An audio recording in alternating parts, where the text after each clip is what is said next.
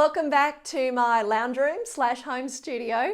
Today I want to remind you that if you haven't yet recorded your LinkedIn video cover story to introduce yourself to other connections here on LinkedIn, you're missing an opportunity to meet people, show them who you are, show them you're a real person, and hopefully convert them into people who actually want to work with you.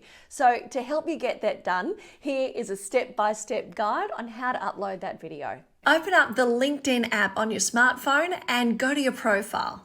Click on the cross underneath your profile picture and select Add Cover Story.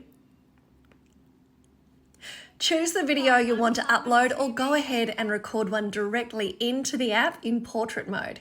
Adjust the 3-second preview. And when you're done, it should look a little like this. Presented with 20 years industry experience. I'm the one you might have heard on 96 FM in Perth.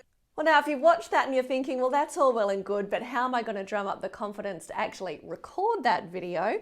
My weekly on-camera tip is coming out really soon, and it contains great advice to help you get over that hurdle. If you need some help in that department, drop me a message with your email address and I'll make sure you're on the list.